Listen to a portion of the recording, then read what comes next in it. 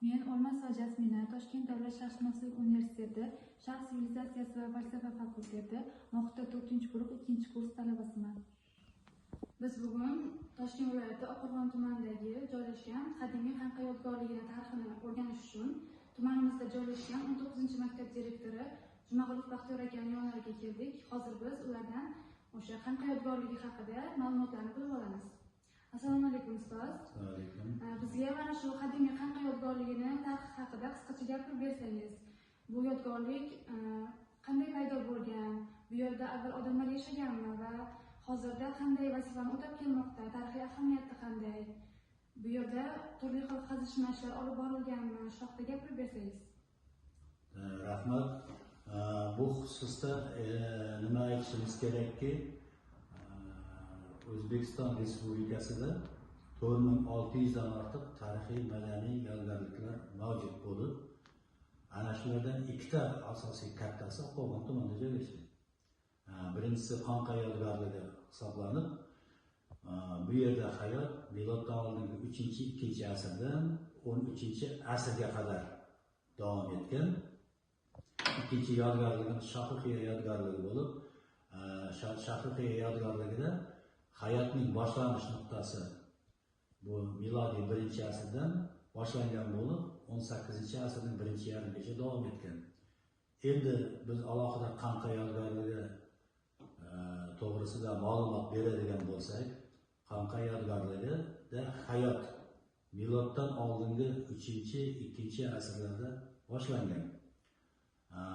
Bu shaharning asoschilari aniqroq aytadigan bo'lsak, bu ko'chmanchi Saka Tigra Hauda qabilasi bo'lib, ular shaharga miloddan oldingi 3-2 asrlarda asos solgan bo'lib, bu Xanqa yodgorligi Qan davlatining qishki poytaxti hisoblanadi. Qan davlatining yozgi poytaxti o'z Qan davlatining ikkita qarorgohi mavjud bo'lib, buning birinchi qarorgohi bu O'tirarda Qozog'iston Respublikasi Turkiston viloyatiga qarashilgan O'tirar qal'asi bu yozgi poytaxt hisoblanadi.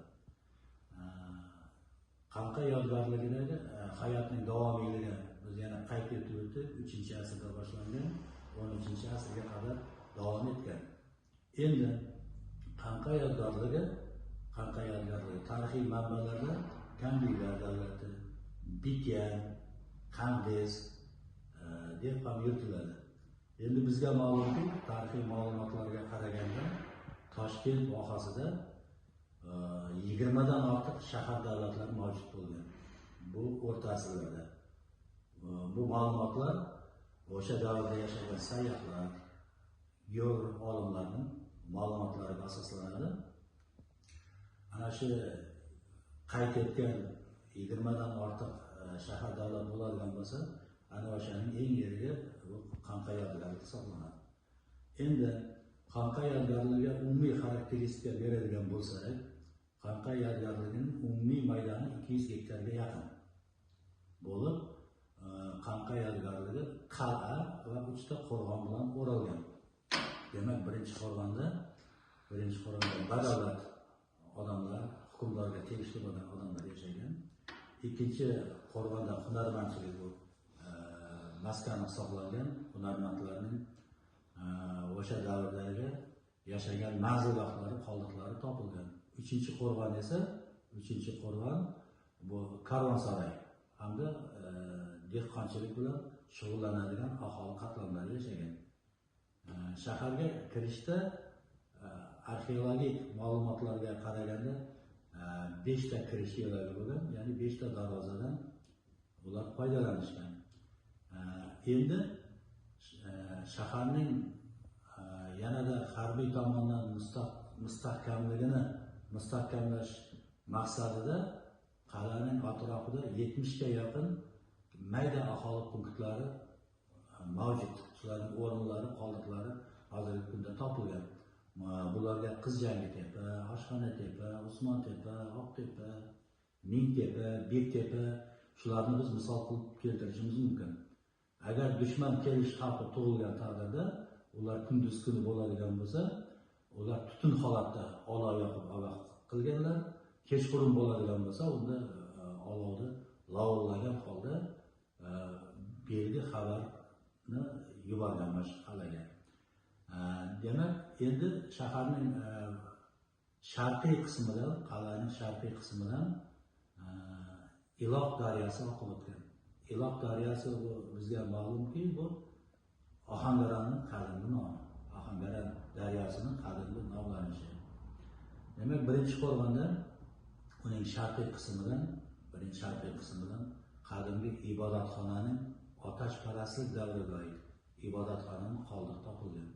Bu yerda ibodatxona bir nechta xonadan iborat bo'lib, uning alohida qurbonlik qiladigan hududi va ehson tashlab ketib, keyin o'zlarining ibodat amallarini amalga oshiradigan xonalarning qoldiqlari topilgan. Endi